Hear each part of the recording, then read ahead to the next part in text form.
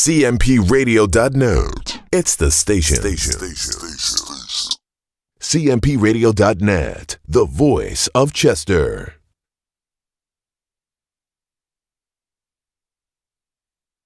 Hello, my name is Shep Garner, and I'm running for Magisterial District Judge in Court 32-1-22, which includes the Borough of Traynor, the Borough of Marcus Hook, as well as the 10th and 11th wards of the city of Chester. And most of you may be saying, hey, I'm not sure what ward I live in, or I'm not familiar with the wards. Well, let me give you a little hint. If you live on Rainey Street, going west all the way to Traynor Borough, then you're in the voting district. I know that most of you are concerned with the mayoral election. Some may be even concerned with city council or Traynor Borough or even Marcus Hook Borough elections. And I think those elections are important. However, I think the magisterial district judge position is just as important because it's your first point of contact. It's the community's first point of contact with the court system. I think that person that's on the bench, I think that person should know the community. I think that person should know the people. I think that person should know the area. Well, I feel like I check all those boxes. And let me tell you why. I was born and raised in this community. I lived here my entire life. I've worked in this community for over 20 years. I've raised my family here, and not because I had to, it's because I wanted to, because I love this city, because I'm passionate about this city. So I feel like I check all those boxes. Elections shouldn't be about who you know. It shouldn't be about you being a man or a woman. It shouldn't be about that's my relative. It shouldn't be about how many signs I have out on the street. This election is about who you think is going to be the best person for the job. I think I'm that person.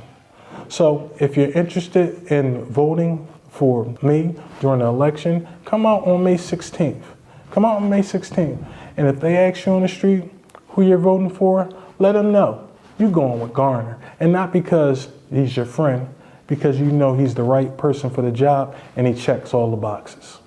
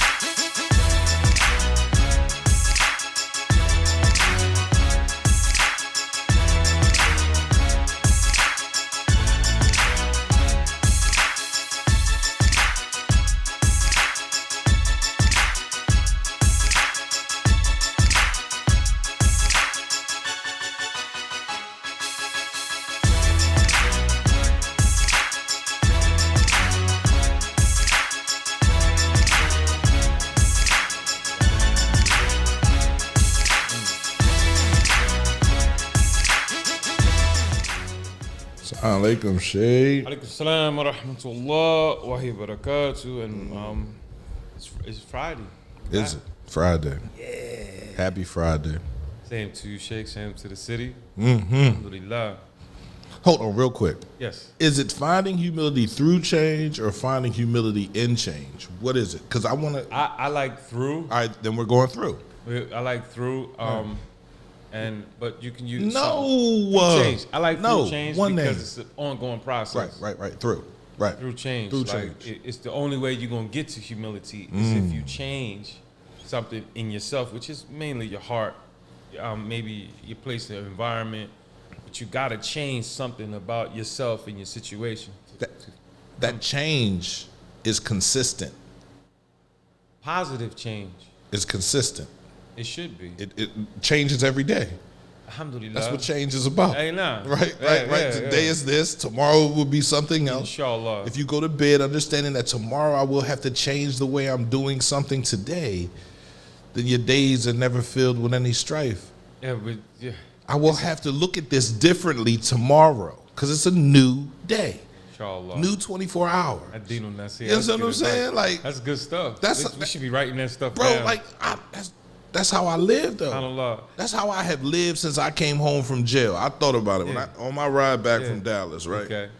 I thought about everything that I experienced when I was up there, and I said everything was a new situation. Every day it was something new. The guards, the inmates, the people I was cool with, the people I wasn't cool with. It was frustrating. The fights I avoided just by talking. Yo, let's go over here. We need to have a conversation. Like, listen, don't come in my cell and do nothing to him unless you want me to do something to you. Yeah, go smoke And that listen, somewhere and else. look, real quick. See them brothers over there? I roll with them. Okay. So they waiting on me to do something to you so they can do something to you. Yeah, You understand what I'm saying? Like, so I don't want that. So if you want to deal with him, take him in the shower, take him in the back room, wherever, not in my cell, right? I just think about all the things that have happened throughout that whole situation. That I'm led like, to change. communication. I learned that very early. Me expressing to you how I felt could solve this whole situation from going left. Yes. I didn't. That's big. Communication is key. I never thought, ever, did Wow. I ever think that me opening my mouth would solve any of the problems that I had until I was put in a situation with monsters, bro. SubhanAllah. Yeah, you gotta survive. Sometimes you talk your way out of stuff. And then I realized throughout my Set you life, free. then I realized throughout my life, my mouth Got me in the lives. got me Good out, and bad got me situation. out of stuff, put me in stuff a little bit SubhanAllah. deeper, and it's like, wow. Imagine when, and they say when you stand on the scale, your limbs testify against you. Right. You're not allowed to. Allah not gonna allow you to talk. Ain't no talking. You gonna lie. We all gonna lie. You're so afraid. Imagine standing before all of humanity, and your jacket being. He start asking you, "Did you do this? Did you do that? Did you?"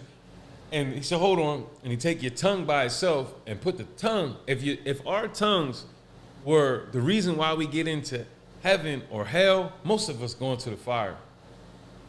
Most of us, if not all of us, going to the. You talk about no, Allah.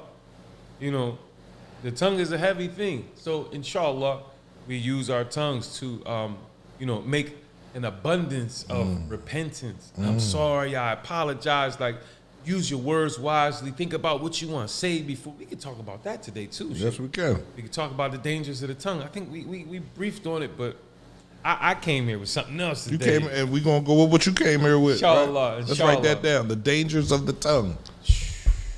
Man. And the hope that the tongue can bring, man. Because we were talking about that earlier.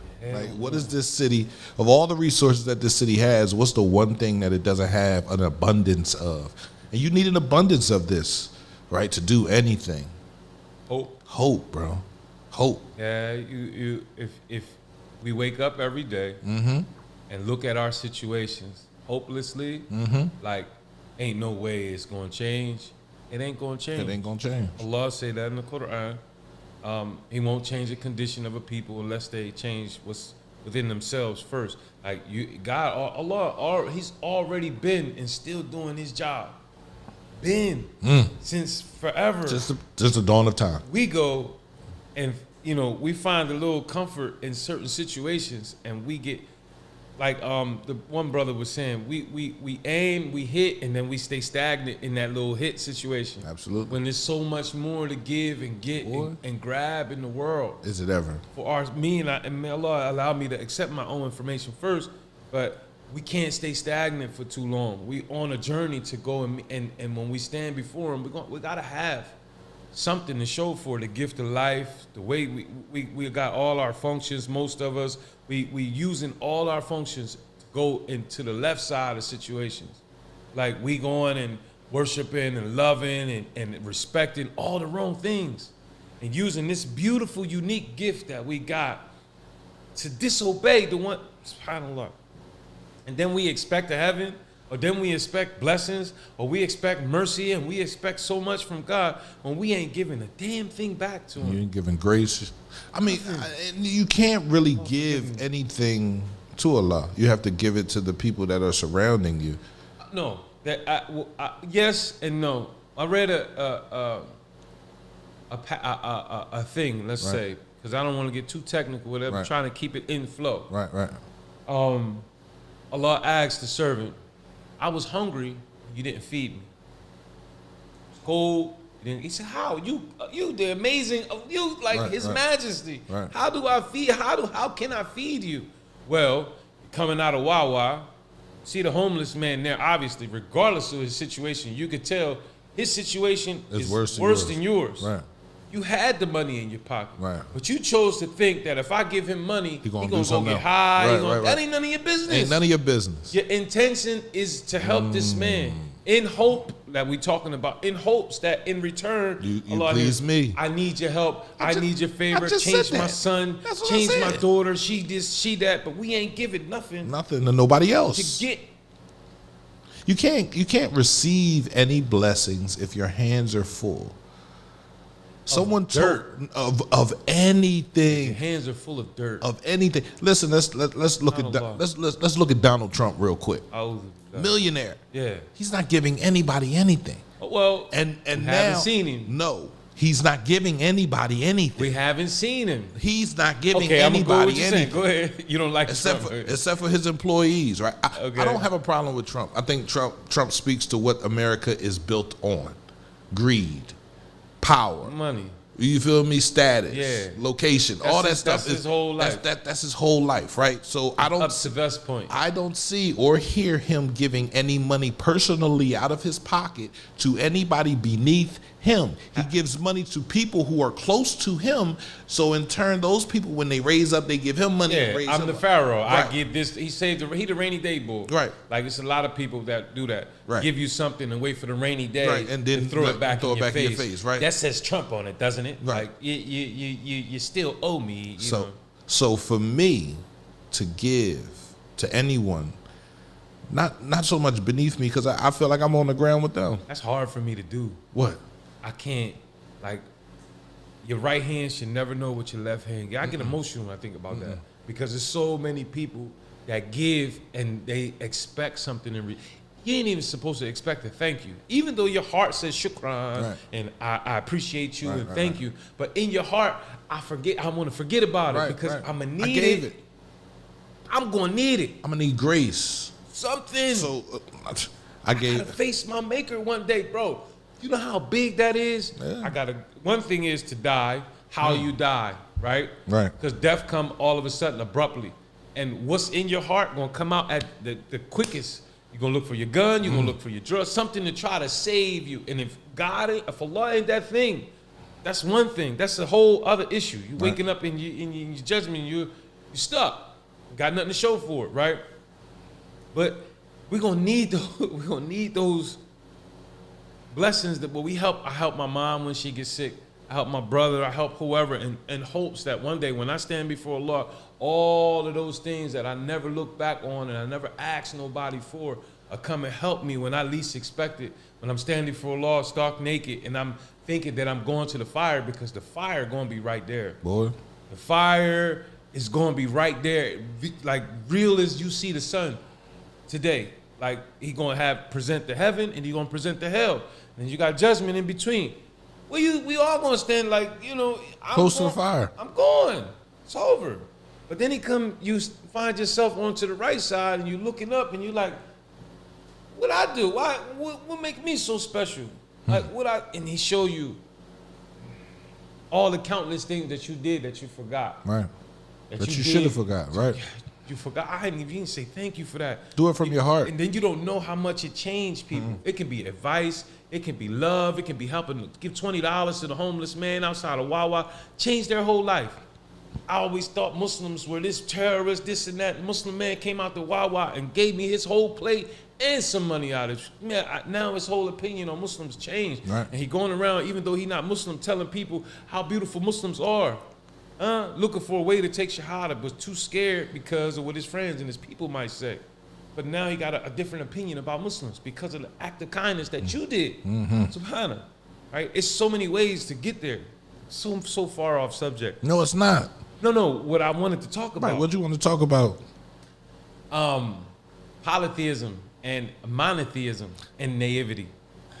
Explain what polytheism and monotheism are. Polytheism, I want to say monotheism first, alhamdulillah, is the belief summed up. Let's just sum it up. I'm going to try to give you the meat and potatoes, Right. inshallah. Monotheism is the concept, understanding, and love, and put forth effort in believing that God is undied. He doesn't die. He sits, he is above everything, watching, sees, and he's nothing like his creation. When we hear and see the verse, God created us in his own image, most of mankind, or a lot of mankind, misunderstand the concept of, they think we look like God. You know, I should have a long nose, long stringy blonde hair, I should be up on the wall and pictures and hanging from a, no. That's not how God made us in his own image, meaning he made us all unique to hit how he wanted us to be.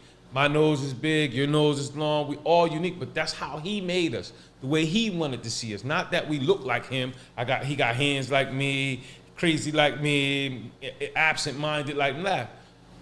So monotheism is the concept of always, believing that God is one, he doesn't die. Okay. Polytheism is the total opposite of that. Like people worshiping sticks, stones, human beings, money, cars. It's like many different gods in one's heart, sometimes consciously and unconsciously. We believe in these things, people, places, and things so much that we think that they can do what God can do, like give us a tomorrow. Hope, to wake up with the hope of being the world's greatest basketball player, the GOAT, better than the one that came before me. That's polytheism. You live your life in that demeanor. And then naivety. To find the truth, to know the truth, any truth. Mainly right now I'm talking about with faith and, again, hope and things like that. But acting like you don't see what's stopping you from getting there. Naivety, like acting like the truth of a thing. Like the doctor come and tell you, you got 6 months to live. Gone, per se. You there, you see it, you know it. You got, or let's get a better one. That's because I don't like that. I don't know. You being abused to the women, and the women who should be able to stand up for themselves, to their oppressors, to people who punching them all in the face, and things that you never, and you act like you don't know, you can't do nothing about it. Right. You act like, you make excuses. Oh, my face ran into his fist. That's naivety. You're acting like, you don't know no better, or you can't do no better. You act paralyzed or parallel to a situation. You put in naivety. That's naive, being naive. Acting like you can't fight for yourself. You can't stand up for yourself. You can't tell the truth for yourself. You can't do nothing for yourself. That's naive, because Allah made you unique. You got strength to get up out of our holes, out of our situations, above the humps, do things differently. That's naivety. But now, because last week I was talking about wanting to come and talk about Jesus, alayhi salatu wasalam, right? And I thought to myself, how can I, because my knowledge is scattered and it's limited and I don't know everything, and I pray Allah subhanahu wa ta'ala, if you are listening to my voice and you hear me, you go back and you research some of the information or ask questions so that you get to the truths of the matter, inshallah. Absolutely. But I said to myself, how can I talk about Jesus? It's a touchy subject. People going, hear Jesus and they ready to go that arm, so the people ready to, and really we want to come to an understanding. Like the book of Isaiah says, let us come to a common ground. The Muslims and the Christians and Jews, we got to come to a common ground. The common ground I wanted to start with was the fact that there is a God. There's a God. There's his majesty, right? And looking at it through a monotheistic Alpha, we all agree, even Christians and Muslims, that he's Alpha and Omega. That's saying he does not die. That is saying there's no beginning and there's no end to his majesty. December 25th is a birth. And dying on the cross is a death. How can that be God? That's one thing, right? These are the things that I'm when I start reading about polytheism and monotheism, and I looked at the Bible and I looked at the books that were revealed in such a way. It helped me decipher who was telling me the truth and who was lying to me. Absolutely. Right? So if I'm looking at it, the whole situation with Jesus, like looking at his words, you ever heard of a red letter Bible? No. A red letter Bible is when you get the book, the Bible, the New Testament, and you read only the words of Jesus. And you read the words of Jesus in a monotheistic or polytheistic demeanor. And you will see where they changed his words from the Old Testament and all the prophets that came before him. Right? Right. They all taught monotheism. God is one. This is how it's uluhiyah, right? We call it uluhiyah. What is uluhiyah? It's the oneness or uniqueness of God's worship. We got one thing to recognize, that we are a creation. Once we recognize that we were created, we realize common sense to tell you, I got a purpose. I'm not like him. She's not like me. Nobody's like me. That means you brought me into existence for a purpose. Now I got to find out what that purpose is. He wants me to pray to him, wants me to be grateful, he wants me to be understanding, he wants me to be, I don't know, a king. He wants me to do things his way and not my own way. That's called uluhiyah. That's called the oneness of God's worship, which is what Jesus was teaching his disciples to go, because they were all diverse, black, white. His disciples were, got to read about these things. Right. And when I start getting like tooth and nail, like, because it was hard for me, man, to transition from Christian to Muslim, like so hard, because I thought I loved Christianity, Jesus, and I was so into it. And when I started reading, I started like I felt embarrassed that I gave so much, of myself to it, and I didn't look into it like what was being given to me.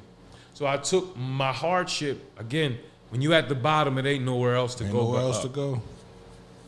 So I'm sitting in my cell, eating popcorn at night, turning pages, studying.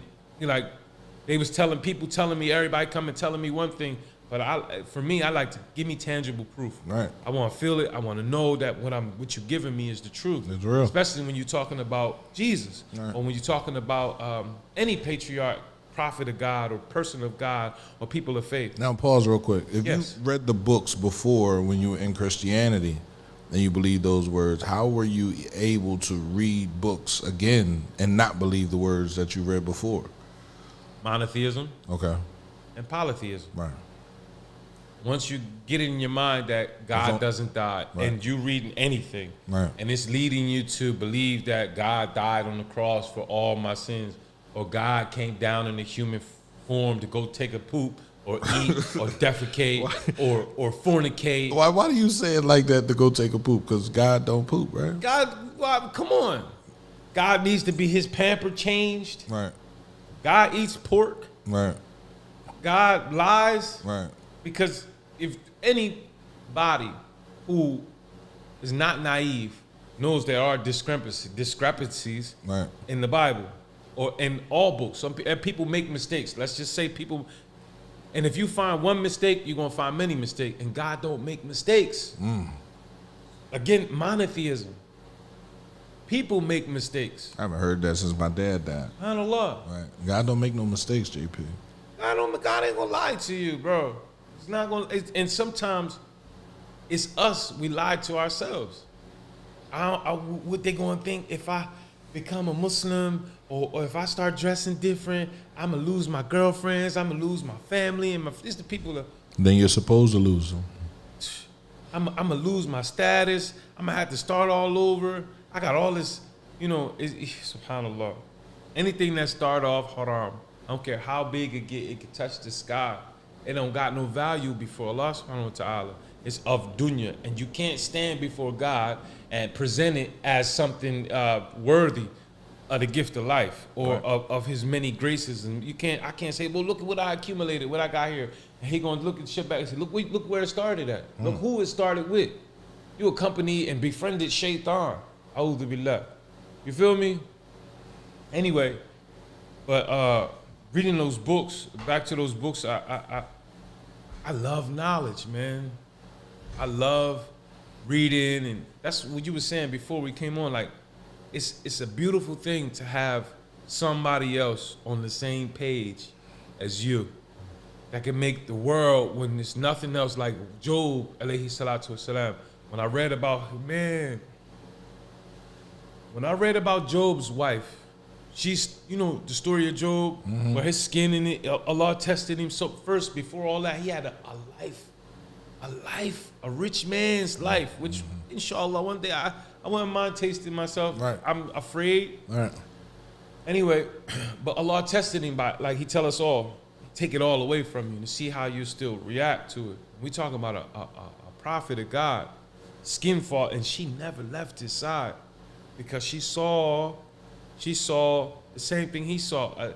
It's something better. It's something greater than this world. It's something greater, something better. And her vision, man, when I read something to the effect of, sat down, looked, and she was something about cutting her hair to go sell it so that they can eat. He was too sick. It was too people got away from him because the open wounds and things, it gave an offensive smell. And the people he least expect to abandon him, everybody left him. We're talking about a prophet of God. But her, that's the kind of love, that's what made me fall in love with love. When I saw how much she loved her husband for the sake of Allah. Right. That's the kind of love you want on earth. You want somebody that really wakes you up when they see you down and your spirit down. It ain't about money. It ain't about status. It ain't about physical. It's about the love you have. Like, you better than that. She shake you up and get you back on track. You know what I mean? How dare you think like that? No, don't let your spirit die. That's the kind of wife we all should want, or the kind of spouse that we all should want. Not one that when the penis don't get hard no more, I'm sorry, but the coochie dry up, the bills pile up, and things get a little shaky, Allah start testing you, they abandon you quick and run to somebody or something that's going to give them the same reason they are with you. You see what I'm saying? When your money is low, she's going to go run to somebody with more money than you, or he going to go run to somebody with bigger tits than you, X, Y, and Z. Like, we loving each other for the wrong reason. The wrong reasons. And too naive, lastly, and too naive, may Allah forgive me. I wanna explain this thing of naivety. Like, it pinched me all week. I said, you know what? I'm gonna bring the subject up because I think I know I'm not the only one going through it. Sometimes you see the hammer coming. You can see the hammer coming, and you're too paralyzed and immobilized by fear to move out of the way. And you let yourself get pounded on and stomped on and treated like trash, lied to, disrespected, used, abused, misunderstood. You allow it to happen, and you're too naive. Like, you act like you don't see the person or people you least expect doing the things that they doing to you, and you won't do nothing about it. Nothing. Won't say nothing about it, won't do nothing about it, quick to complain about it. A'udhu billah. This is called naivety. I pray to Allah and I pray to God Almighty that anybody going through naivety or a hard time or a hard situation who can't face it and accept the fact of it, that today you rid yourself of naivety. Today you rid yourself of naivety and you find the strength to get over whatever it is that's weighing you down and stopping you from being great and stopping you from accepting God's graces. You know what I mean? Like, do away with the people, places, and things that's stopping you from becoming the better version of yourself. Stop being naive and acting like you don't know how to write. Stop being naive and acting like you don't know how to dress or, you know, take care of yourself and do the things for yourself that God put you on this earth to do. He is not your God. She is not your God. Money is not your God. You know, and time is of the essence. That's another naivety, another naive thing that we overlooking, P. It's time. Time is of the essence, man. Death coming any time. Anytime. It Newly born. all the way to 130 years old. Right? Death can come at any time, and I understand that. Scary. And it is scary. I really didn't think I would be here. I didn't think I would see, because when you're young and you experience death of a parent, you say, okay, this is my father. I'm gonna die like he died. That's in the Quran. When you ask them why they don't stop Right. and think, or when Allah was saying something to the effect, when you ask them why they don't adhere to His command over theirs, and they say, because it's what my forefathers worship. It's the only thing I was taught. It's the only thing I know. So I never saw past 37. SubhanAllah. And Wow. and when I reached 37, I was like, all right, any day now. SubhanAllah. And it never happened. It was like, oh shit, I'm gonna be here. I need to follow my dream. Yeah. You feel me? Yeah, Like yeah. I put it off for so many years. Like SubhanAllah. like no one that knows me can say radio was not my thing. You know what I mean? Because when I was younger, I always wanted to do it, but I forgot about it because the money got in my way, right? I started collecting money, and I started collecting debt, and I started collecting children, and I started collecting love, Things happen. responsibilities, and doing this, and radio just wasn't feasible to me. That wasn't something I could do. I'm glad you did it. I'm glad I did it too. I'm glad I went to therapy. I'm glad I talked to a therapist who told me I was 16 years old. Right now, I'm legitly only 23. You feel me? Like I'm 23 years old right now, right? So it's like you enjoying your life, huh? Man, I have no other choice. I can't enjoy anything else but life. Dump all positive things back into that space. Understanding that negativity is there, I just put a silver lining around that shit. I try to shine it up as best as I can. It say fear your Lord, tie your camel. Absolutely. Meaning, like, if Allah forgive me, right? I gotta say it straightforward. You gotta expect the asshole to do shitty shit. Bro. You get it? Like I if I know you've been lying and I ain't see you for 10 years, of course when I see you again, I'm gonna be skeptical of the things you say. If I know you was an abuser and I haven't seen you in 10 years, and I'm not going to want to judge, but I'm gonna be like kind of cautious about coming around you thinking you might swing on me or you gonna abuse me. I gotta expect an abuser to be an abuser if and until true change is apparently visible on our actions and not just our words. We gotta tie our camels and be cautious of where we put our positive energy, our loving self, our graceful, hopeful. You know how long it takes to get to that point? Bro. Of fighting yourself, grinding yourself up, loss after loss, crying, pain, going through all that stuff to build up a strong character for His Majesty, only to let a Tom, Dick, and Harry come and take it all away from you. Knock it all down, bro. And I had to realize that. I had to realize that over the last 3-4 months. No. And I had to calm down.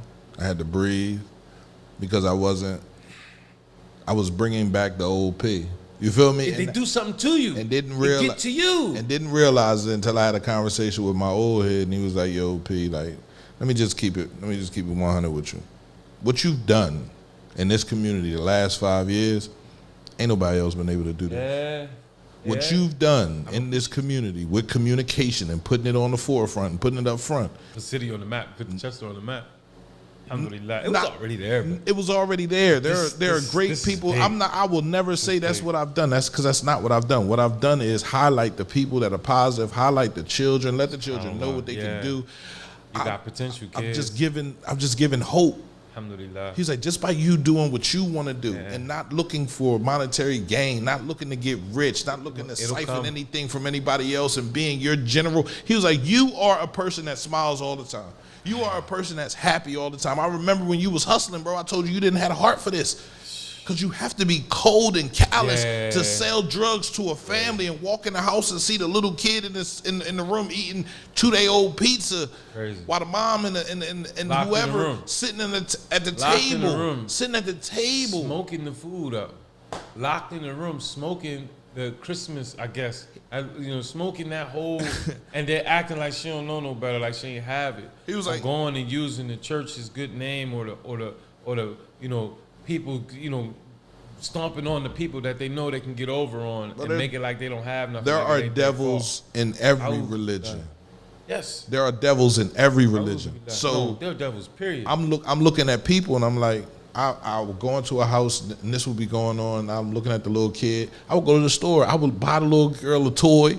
You feel me? Get her some Biggest McDonald's. smile you ever see. In Take your it life, back man. to her and just look at them like, damn, that's what y'all. But I am at fault because I have what they need, and when they call me, I come. And yeah, until I realized why I went to jail, right? I didn't go to jail because I was selling drugs. I went to jail because my heart wasn't right. I went to jail because I had to experience everything I had to. realization. You understand what I'm saying? Yes. It's not because I did something wrong. Yes. It's not because I wasn't doing enough right. Yeah. You understand what I'm saying? You want to put me in the place. Yeah. Shout out to my brother again. When I first got certified, like I was a madman. Like going back to my younger self, 19. And they put me, they said, you know what? I wasn't even 19 yet. I was 18. Just turned 18. And they certainly try to scare you from Lama to the county. You too much for the Lama. You ever been through that at Lama? No, nah, and they start threatening you and sending you to send you to the county jail. You're like, man, let's get it. Right. I want to go out there. Man, I got out there climbing all up on the cage. They thought they was going to scare me by putting me in there. They made it worse. Right. And Because you're a young lion, bro. And every young lion has to prove himself. I never went through that. First time I went out the county was for Ridley, and it was real petty. And they sent me out there, and I was like, okay. So my brother, that's And it was the old castle. Yeah. So my brother, he somehow, Allah, man, I miss my brother, bro. Allah knows. Anyway, he got me a letter. He sent me a letter. And the brother, the runner, they used to have yellow shirts. Bring it down to me, slide it in the cell. I'm sitting in the holding cell up in the infirmary. And I noticed his handwriting. I know it's from my brother. I couldn't wait to see it. I'm looking for him. I know he there. I'm just getting to the jail. Like, I want to see my brother. Calm your ass down. Man, this letter told me, changed my life, part of my life.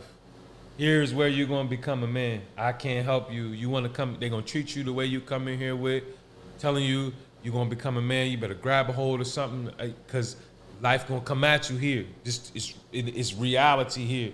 But you got to man up and be a man. He wrote me one of those letters. Right. Strength, like damn. I'm flipping back and forth, reading his word. And words have power. Yes, they do. Calm my ass. I don't know. My ears woke up. My eyes woke up, looking around where I was. This ain't llama. No, this definitely ain't llama. This ain't llama. There's grown men in here. There's big men in here. Crazy. I'm going to have to throw some blows in here. Yeah, it's either or I'm not going to make it out. Or I'm gonna lose myself in this situation. Absolutely. Because some people go to jail and they like it. They don't know how to live no other way. I kind of Like that I shit. kind of liked it. I kind of like, and that's why I kept going back. Meaning they come out and do stuff to go, They go right back in. because they don't know how to live in society or be in society. I No, I don't think it was nothing wrong with me. I think I was trying to get the attention of someone that really wasn't paying me any mind. You know what I mean? I'm like, all right, well then I'm gonna just keep going to jail. And then I realized when I went upstate, I said, shit, I'm the one locked in this cage. Myself. I'm the one locked in this cage. Everybody else is free doing what the fuck am I doing? You know what? I'm done. I'm just gonna go home, do what I need to do, take care of my kids. Yeah, I ain't coming love back. on my children, love on anybody that says they love me. And I'm gonna love you the way you love me. That's the only way I can love you. And everybody says it's a tit for tat. No, it's not. I understand. It's just that's what's even. I If picked I up give the you book. if I give you 50 gold coins, Nah. I want 50 gold coins in return.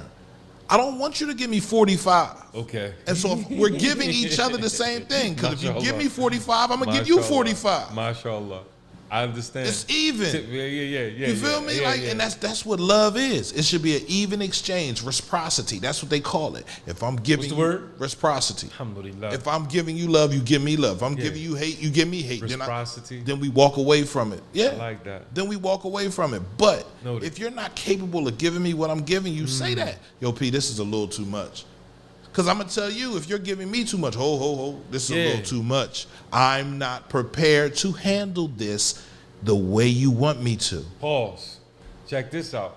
If a person you're with, man or woman, a husband or wife, friend or foe, whoever it is, They are okay. Consciously or unconsciously, with the fact that you're loving and giving them more than you giving His Majesty. That's a friend you shouldn't have. That's a person. That's like Pharaoh. That's like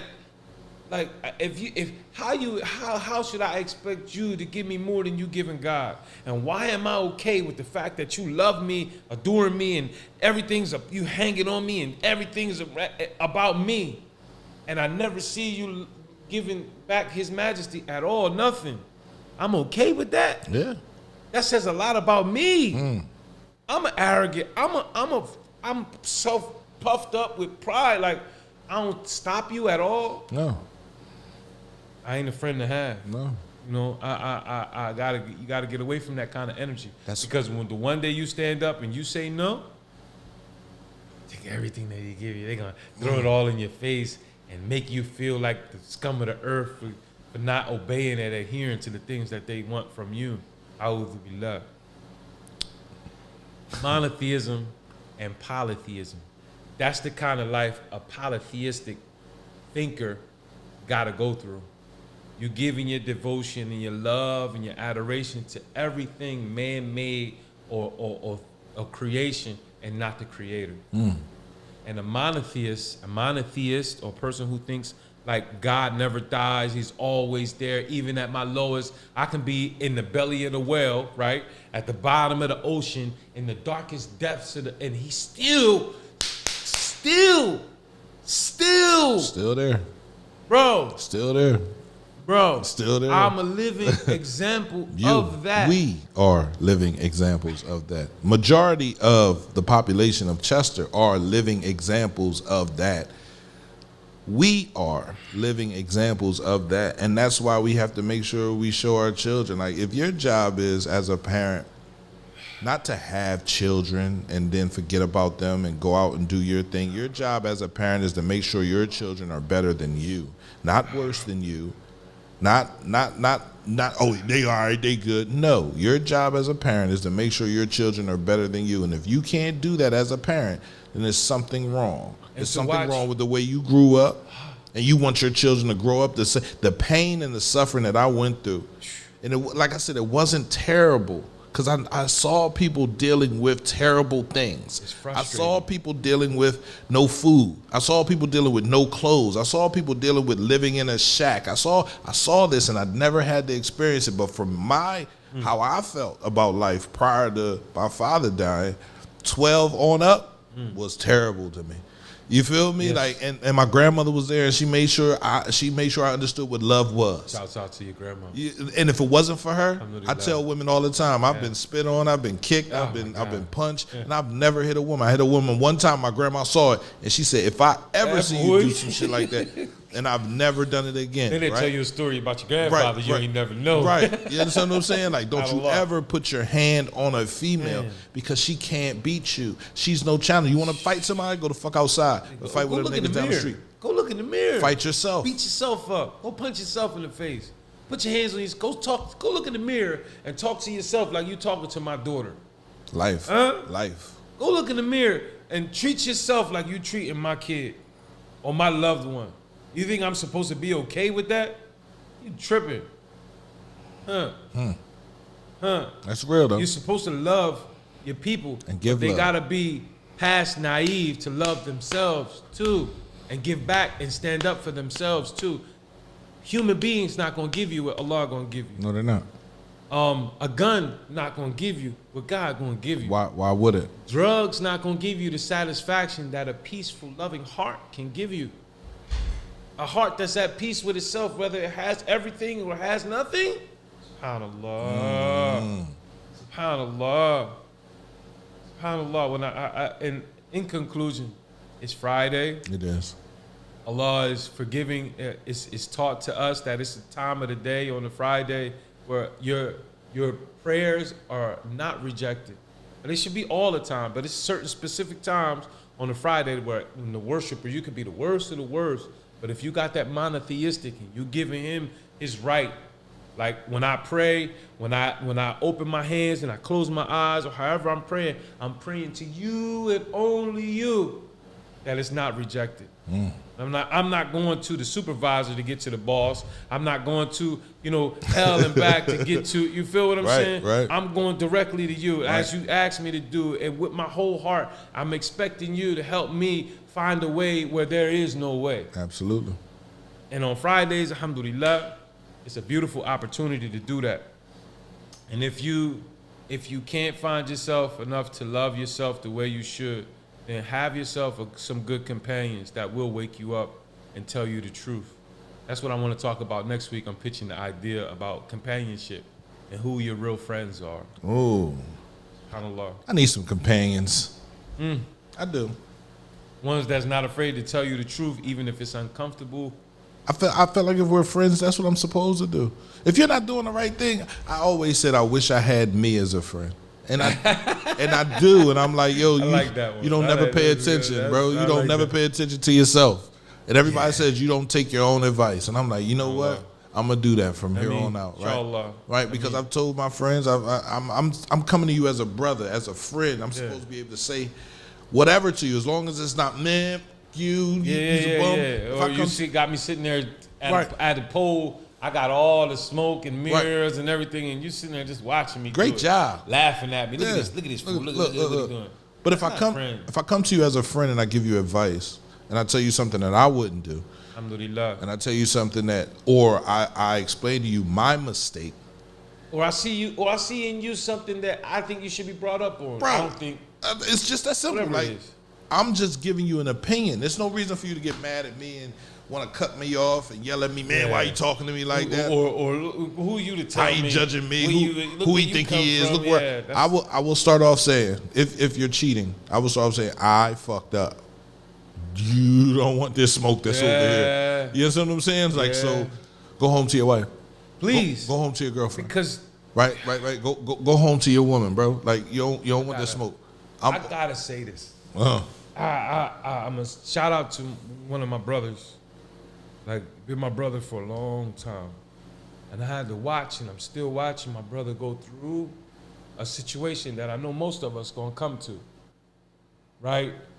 When you lose the person you least expect to lose, and all you got on your mind is regret and time that you can never get back. I'm sorry's, thank yous, appreciations. Like, you don't get a chance to tell them how much they really impacted your life. And all you got on your mind is the times you were mean and, scruffy and things weren't so right with them. That don't mean that, God doesn't love you or them or you two together. It's just the worst pain in the world is to love something when it's too late. Give it the right respect. Give it the right adoration. It deserves, especially God. But yeah, that losing somebody when you least expect and you can't do nothing about it. Like, the grave is real. It is. The grave is real. Losing someone so special. So my dad died April 24th. 1992. God rest him. It's my mother's birthday. Ooh. So now that I'm 43. That's a sign. Now that I'm 43 and I understand life, I understand why she took it so hard. I understand why she was lost. Number one, hard to find. Number one. What? Number one, good people are hard to find. Hard to find. But my father was special. That's what you feel me? Like, everything that I am, he was 20 times more. Alhamdulillah. And you can't say Allah hasn't blessed you then. That's what I'm saying about standing before Allah and saying, why did you this and why did you that? But I sent you a amazing father. You ain't listening to nothing he or she said. But I did, right? Not you. No, I'm just saying. Naive. Like I did, but I didn't. Like, I had to experience life first. Yeah. So I ran through life 16 years after him until I was 28, lost. Not even, it was 16 years, 16 years after. 16 years, lost. I graduated high school. As soon as I graduated high school, I got locked up. I had a similar. And so on and so forth. It just kept happening until it was enough. It smacked me upside the back of my head, and I said, Right. Yeah. They said back here is where all the. That's where, and it got to rotating in my head. And I was upstate. I was looking out the window. Okay. And he said, My father said this to me. I thought it was my Sully. I told you.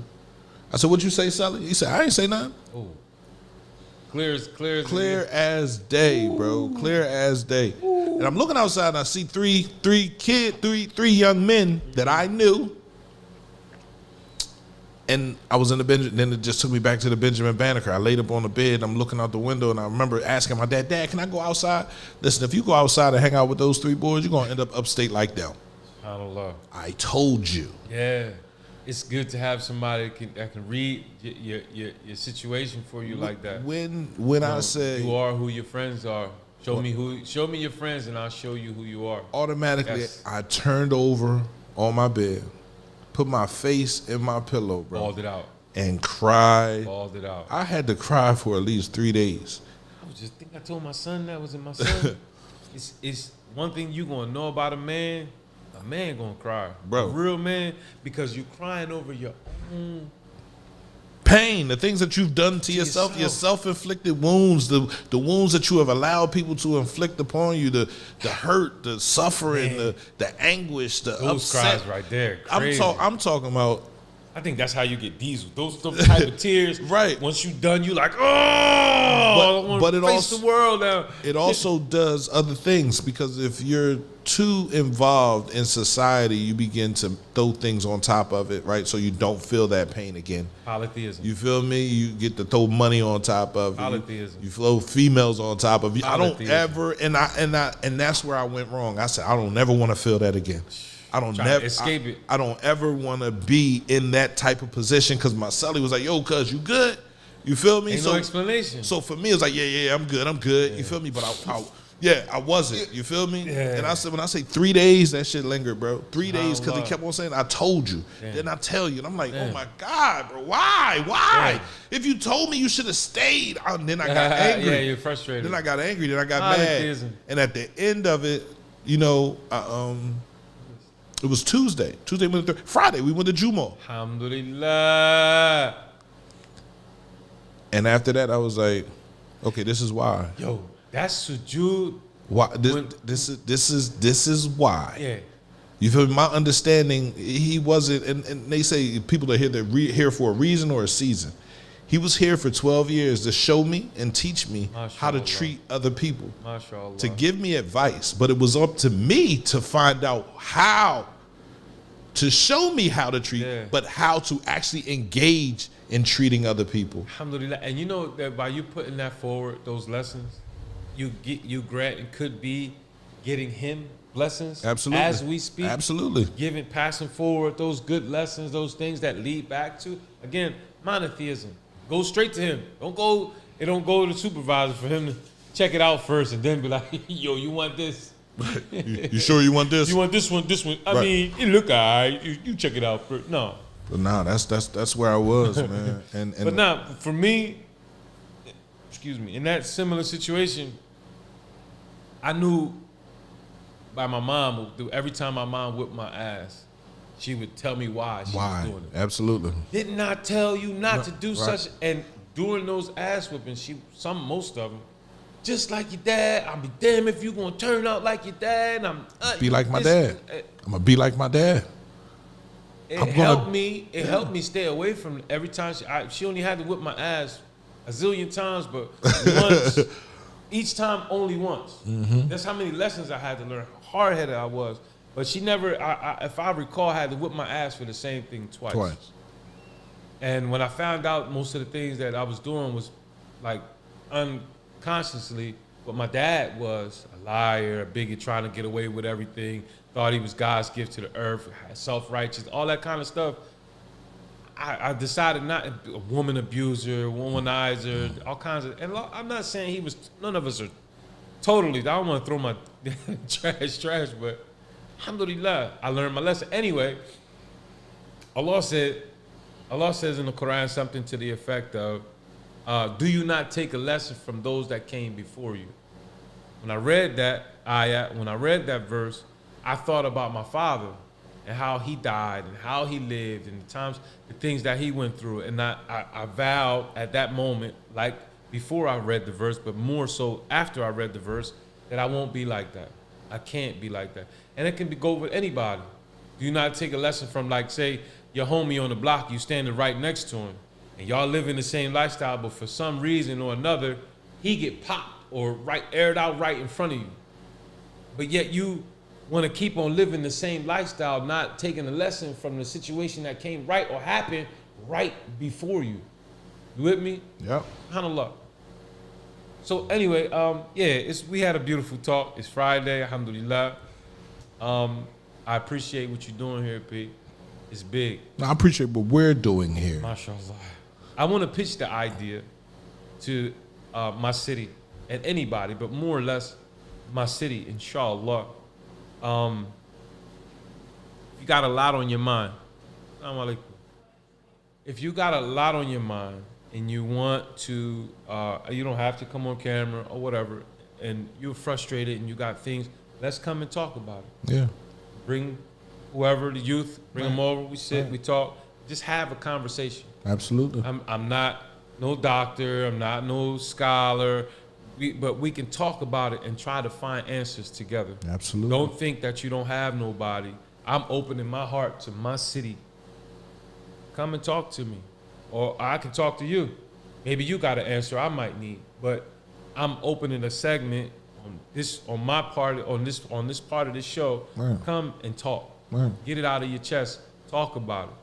I mean, use other names, biases, but get what's going on inside of you, what's holding you down, what's making you so angry out of you, and shame the devil. Mm-hmm. Because if we don't shame him, he hides behind cowardice. Yes, he does. He hides in secrecy. Readily. And he wants it to keep on going. Yes, he does. So either we're going to put a stop to what's killing us, or we're going to allow it to keep murdering us and taking us away from ourselves. That's real.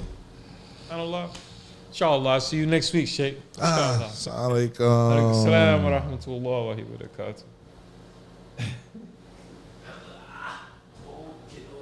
Getting old, man. Hello, my name is Chef Garner, and I'm running for Magisterial District Judge in Court 32-1-22, which includes the Borough of Trainer, the Borough of Marcus Hook, as well as the 10th and 11th wards of the city of Chester. And most of you may be saying, hey, I'm not sure what ward I live in, or I'm not familiar with the wards. Well, let me give you a little hint. If you live on Rainey Street, going west all the way to Trainer Borough, then you're in the voting district. I know that most of you are concerned with the mayoral election. Some may be even concerned with city council or Trainer Borough or even Marcus Hook Borough elections. And I think those elections are important. However, I think the magisterial district judge position is just as important because it's your first point of contact. It's the community's first point of contact with the court system. I think that person that's on the bench, I think that person should know the community. I think that person should know the people. I think that person should know the area. Well, I feel like I check all those boxes. And let me tell you why.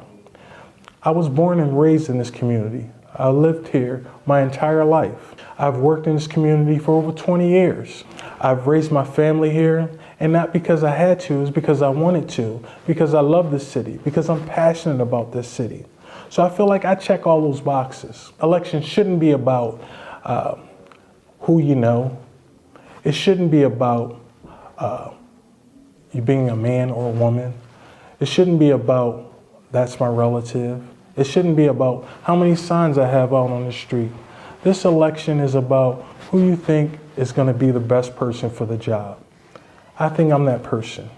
So if you're interested in voting for me during the election, come out on May 16th. Come out on May 16th. And if they ask you on the street who you're voting for, let them know you're going with Garner. And not because he's your friend, because you know he's the right person for the job and he checks all the boxes.